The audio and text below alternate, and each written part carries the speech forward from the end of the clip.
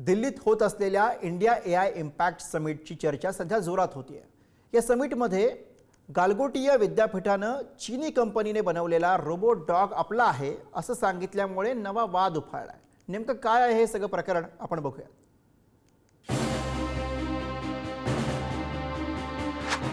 हाच तो कुत्र्यासारखा दिसणारा रोबो डॉग आहे, ज्यामुळे नोएडातील एक गलगोटिया नावाची युनिव्हर्सिटी अचानक चर्चेत आली। त्याचं झालं असं की दिल्लीत इंडिया AI इम्पॅक्ट समिट 2026 सुरू आहे। तिथे या गलगोटिया युनिव्हर्सिटीने हा रोबो कुत्रा दाखवला आणि तो आपणच तयार केला असल्याचा दावा केला। त्या युनिव्हर्सिटीच्या प्रोफेसर नेहा सिंग यांचा व्हिडिओ व्हायरल झाला। Orion, you need to meet Orion, and this has been developed by the Center of Excellence at the Galgotias University. I would also like to take a moment to brief you about Galgotias University.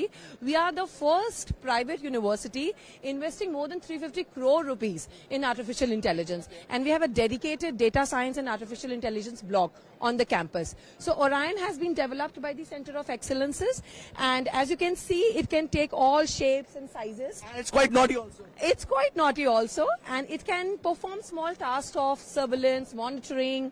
It can take all shapes from moonwalk to somersault. It can do all the gimmicks.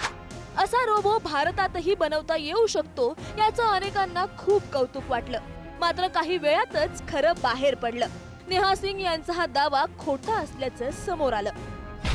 समिटमध्ये Galgotia युनिव्हर्सिटीने Orion या नावानं robotic dog ठेवला। हा robot युनिव्हर्सिटीमध्ये तयार केला असल्याचा दावा केला। Social media आणि रोबोटिक्स उत्साही लोकांनी हा दावा खोटा ठरवला। हा रोबो एका चायनीज कंपनीचा असल्याचं समोर आलं। सोशल मीडियावर ही सगळी टीका आणि पोलखोल बघून युनिव्हर्सिटीला चोरी कबूल करावी लागली। मात्र त्यातही त्यांचा तोरा काही कमी झाला नाही। मैम, एक बहुत इंपॉर्टेंट बात है कि उस रोबो डॉग पे उसकी ब्रांडिंग ऊपर ही है। हमने वो ब्रांडिंग चेंज नहीं की, तो हम कैसे क्लेम कर सकते हैं कि ये हमने मैन्युफैक्चर किया है। ये एक चीज है जो मैंने सबको बोला कि ये हम अपने बच्चों को इससे इंट्रोड्यूस कराया है टू प्रोड्यूस समथिंग बेटर। वो एक वायरल ट्वीट हुआ जो बहुत ही गलत दिशा में चला गया, जो मिस इंटरप्रेट हुआ। हमने हर जगह यही क्लेम किया है कि हमने कभी क्लेम नहीं किया कि हम मैन्युफैक्चर करते हैं, डिजाइन करते हैं।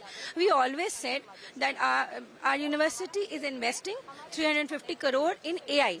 As a part of that investment, we had bought different kind of things in the university campus for our students to explore, expand, and research and development उसमें करके एक advanced prototype बनाने की कोशिश करें।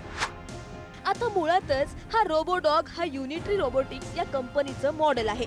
युनिट्री गो 2 असं या मॉडेलचं नाव आहे। पण या युनिव्हर्सिटीने केलेल्या या चुकीमुळे सोशल मीडियावर केवळ या युनिव्हर्सिटीचंच नव्हे तर संपूर्ण देश ट्रोल होतोय। दोन जणांच्या चुका आहेत। एक तर विद्यापीठ तर आहेच, दुसरी जर कोणी ऑर्गनायझर्स होते इंडिया AI समिटचे, त्याने जर ह्या टेक्नॉलॉजीज जे आपण भारताची सॉव्हरेन अशी ही AI समिट होती, भारताचं नाव तिथे लागलेलं आहे, तेव्हा त्यांनी एक लॅब असायला पाहिजे होती। त्यांनी कुठली टेक्नॉलॉजी प्रदर्शित होणार आहे त्याला ऑडिट झालं पाहिजे होतं आणि मग अप्रुव्हल मिळायला पाहिजे होतं। हे कुठे झालेलं मला दिसत नाहीये, म्हणून आज आपल्याला भारताला एवढी मोठी लाच पत्करावी लागत आहे। तर पुढे कधी पण कुठलंही जेव्हा प्रदर्शन असं होईल तेव्हा त्यांनी ऑडिट करून अशी लॅब असाव्या टेस्ट करणाऱ्या, जे मेड इन इंडिया आहे की made in China, made in Thailand आणि शोड इन इंडिया असं काहीतरी प्रकार असेल तर त्याला आळा घालणं गरजेचं आहे।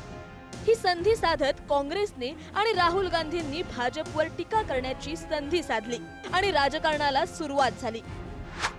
आता या गलगोटिया युनिव्हर्सिटीला समिट मधून बाहेर काढण्यात आलं आहे। पण ज्या देशात GSLV रॉकेट बनू शकतं त्या देशात असा रोबोटिक कुत्रा बनवणं किती कठीण असेल। पण त्या संशोधनात वेळ आणि पैसा खर्च करण्यापेक्षा या युनिव्हर्सिटीने झटपट प्रसिद्धीच्या हव्यासापायी शॉर्टकट निवडला।